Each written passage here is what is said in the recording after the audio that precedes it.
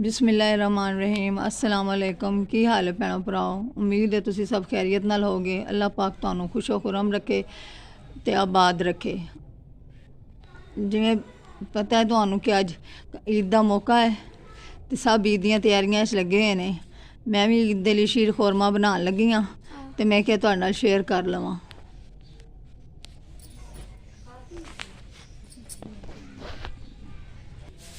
मैं लाचियां पा रही हूँ।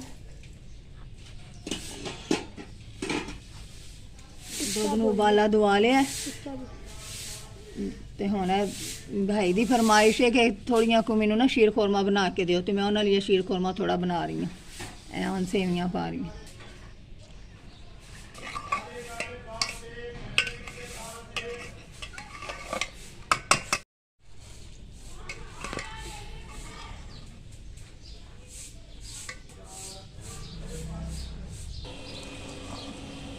शीर खोरमा हम बस बन गया, गाढ़ा हो गया और मैं ना चीनी पाने लगी।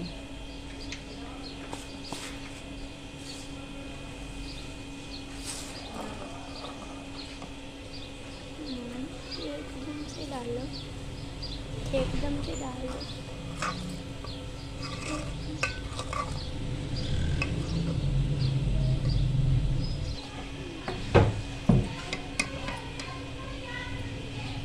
हम मिठा चख लेने कितना हो है।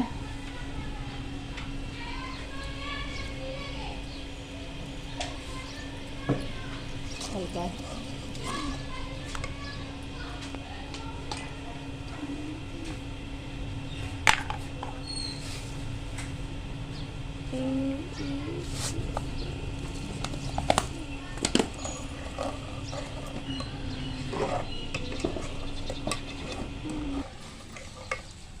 शीर खोरमा मेरा तैयार हो गया। हुण मैं इहदे नट्स वगैरह पा लैनी, बदाम किशमिश खोपरा।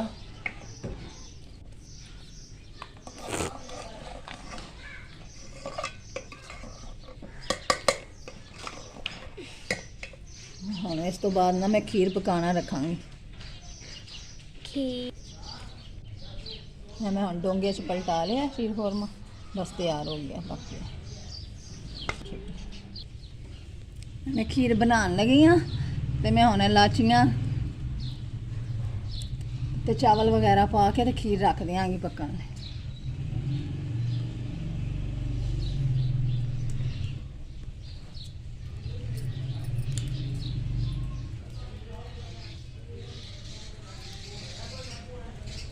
तकरीबन 5 किलो दुध है।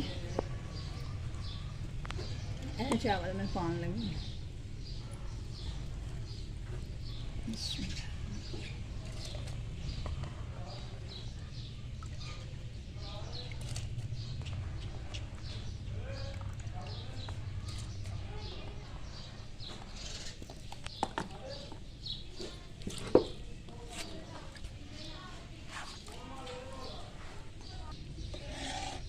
बस मैं चावल वगैरह पा ले ने लाचियां तो हम मैं इन्हू पकन लिए रख देंगी हल्की आंच ते पकती रहेगी तो फिर देखती रहांगी।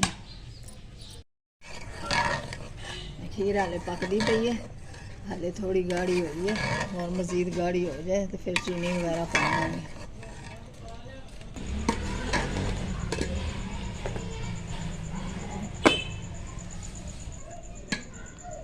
खीर साड़ी बस तैयार हो गई है, मैं चीनी पान लगी हाँ।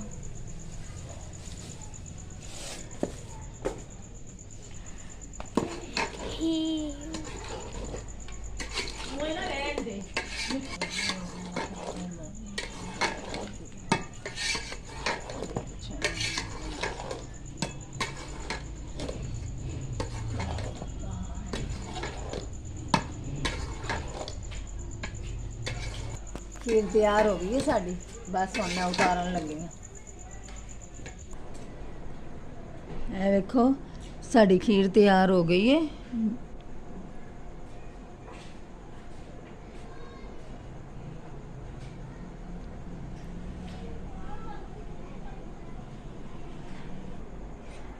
शीर खोरमा भी तैयार है, दोवें चीज़ां तैयार हो गई ने, शीर खोरमा ते खीर।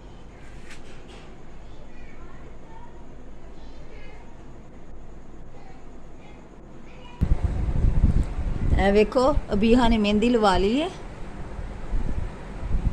टिक्की वाला डिजाइन बनवाया। हंसी आ रही है।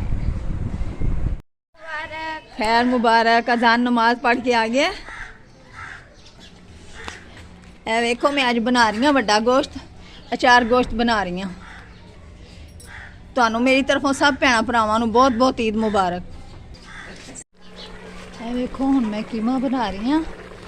अचार गोश्त तो बन गया सी, हुण मैं कीमा भुनना। ईद का दिन है, अज कोई ना कोई चीज़ तो पकदी रहेगी।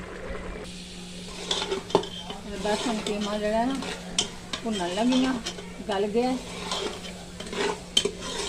बस मैं भुन के इनू तो उतार लाँगी। बड़ी ईद कैसी गुजर रही है वीवर, इससे हाले कुकिंग लगे हैं। सानू कमेंट करो, सानू कमेंट करो। कीमा तैयार हो गया, बस मैं भुन लिया, हुण पक गया कीमा। है देखो फाइनल लुक।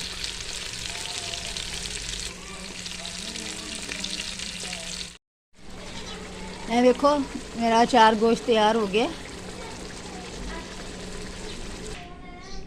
मेरी बेटी तैयार हो गई है, कपड़े पा लेने हम तो तैयार हो गई है फुल मेकअप वगैरह कर। क्या हाल है? आप सब खैरियत से होंगे और आप मुझे कमेंट्स में बताना मैं कैसी लग रही हूँ। ईद मुबारक आप सबको मेरी तरफ से।